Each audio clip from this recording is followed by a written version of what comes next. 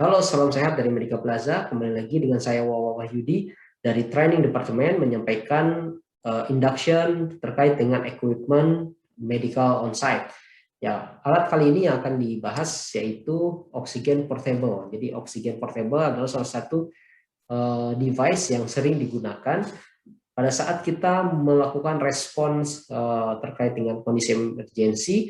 Kemudian juga oksigen portable sering digunakan pada saat mentransport pasien seperti medical evacuation atau mentransport pasien dari unit A ke unit B misalkan. Seperti contohnya ketika kita mengantar pasien menggunakan kursi roda ke ruang X-ray. Nah, biasanya untuk pasien yang memang ada masalah dari breathing atau masalah oksigenasi, kita harus tetap menggunakan oksigen. Nah, oksigen yang paling mungkin digunakan adalah oksigen portable. Kenapa paling mungkin? Karena memang penggunaan oksigen portable ini sangat mudah dan sangat mendukung untuk mobilisasi pasien. Karena dengan bentuk yang mudah dibawa, sehingga memudahkan kita pada saat mentransport pasien. Oke, selain dari itu juga bobotnya yang cukup ringan dan mudah di hand carry sehingga memudahkan kita pada saat mobilisasi ya. Oke, baik, di sini oksigen portable ada beberapa tipe, mulai dari Type C, kemudian ada yang Type D, ada juga untuk valve untuk regulatornya. Nah, regulatornya juga ada beberapa tipe yang sering digunakan adalah tipe click style ya, kemudian diaphragma flow meter regulator. Nah, itu sering digunakan pada saat kita memasang di portable oksigen ini. Nah, ada juga tipe suplemental oksigennya yang bisa digunakan seperti yang connect langsung ke tube, kemudian disambungkan kepada simple mask, non-rebreathing mask, rebreathing mask. Nah, itu oksigen-oksigen yang memang sering digunakan. Nah, kemudian ada valve demand mask ya, oksigen. Jadi ini juga baru-baru ini mungkin sering digunakan, dan ini beberapa kegunaannya seperti ada suction, kemudian ada juga valve demand-nya. Valve demand ini berguna untuk pada saat pasien mendapatkan terapi oksigen, jadi pasien tersebut hanya cukup untuk menghirup udara, kemudian oksigen akan menyesuaikan masuk ke dalam saluran nafas pasien. Nah, sini untuk fungsi dari oksigen portable ini, jadi alat bantu napas yang praktis yang dapat dibawa kemanapun di situasi emergensi. Ya, ini ya sekali lagi ini namanya portable, pasti keunggulannya adalah mudah dibawa.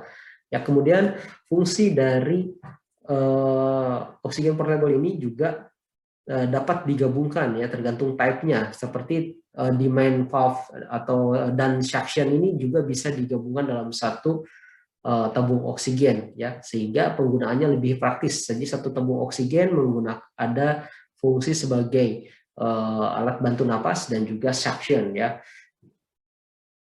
Oke, nah kemudian fungsi yang lain adalah mempermudah pekerjaan personil medis jika merespon pasien dalam lingkungan kerja dengan jarak yang dekat ya.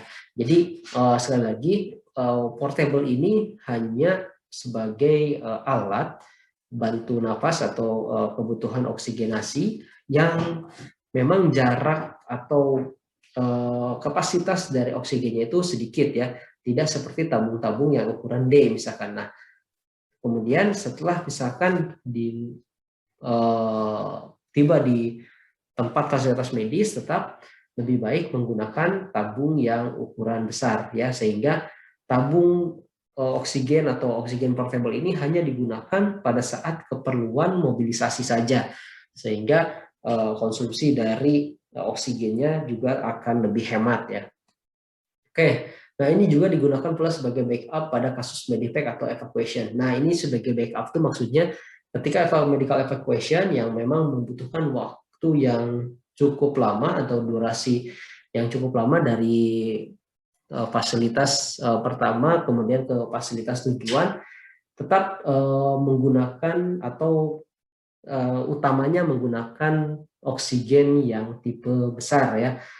Nah, kecuali pada saat medevac, misalkan perpindahan pasien dari pesawat ke ambulan, nah itu menggunakan oksigen portable. Nah, ini jadi sifatnya hanya short term saja untuk oksigen portable ya.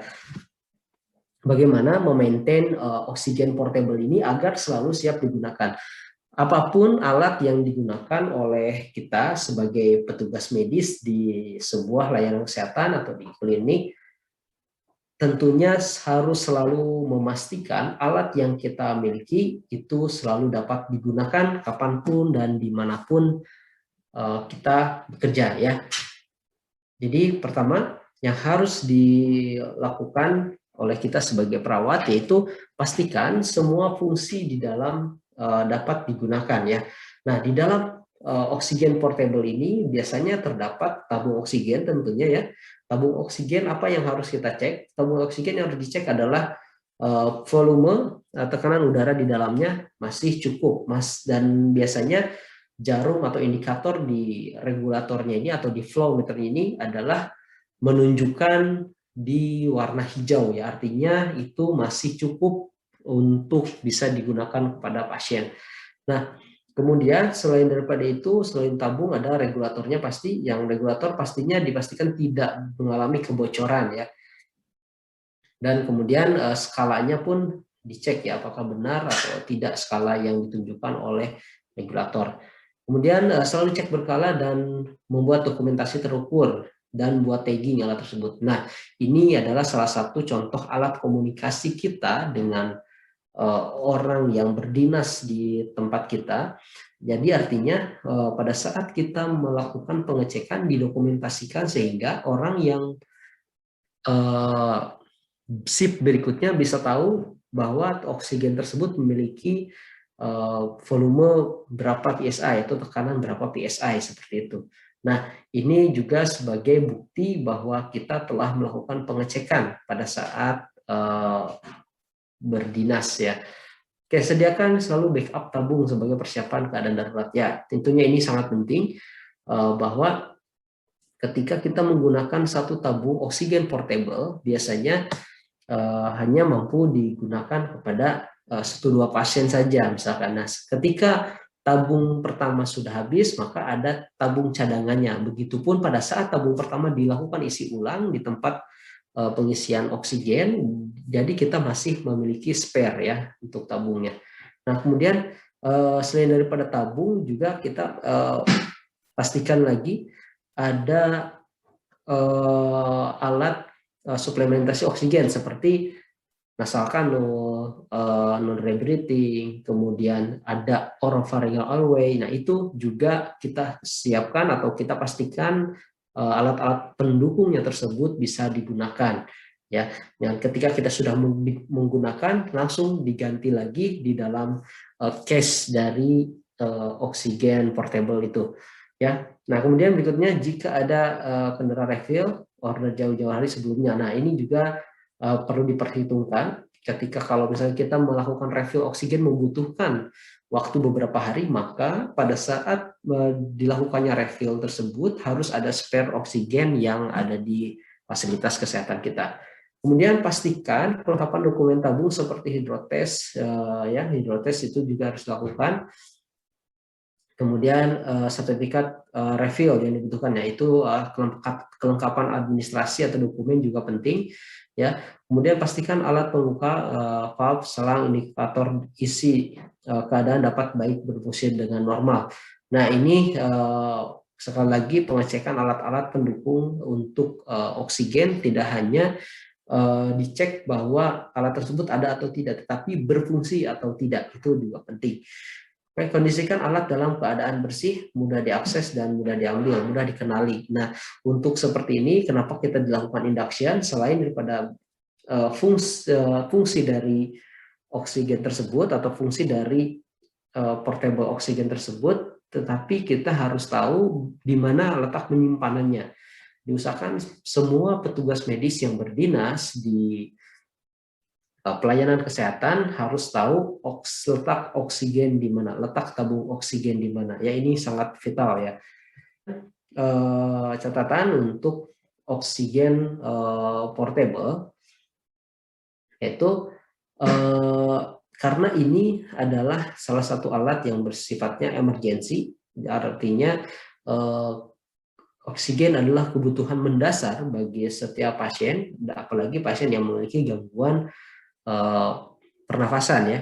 Pastikan volume dari tabung oksigen tersebut dalam keadaan penuh ya, atau di dalam indikatornya di dalam garis warna hijau ya. Sertakan airway management di dalamnya. Nah, ini penting sekali airway management di dalamnya, seperti contohnya yang paling sederhana adalah oropharyngeal airway ya. Karena walau bagaimanapun oksigen dan breathing atau airway dan breathing itu tidak dapat dipisahkan. Ketika ada orang yang mengalami gangguan oksigenasi, ada kemungkinan pasien tersebut memiliki gangguan airway, sehingga di dalam sebuah case oksigen portable harus terdapat alat airway management, walaupun airway management yang sederhana atau tingkat basic ya.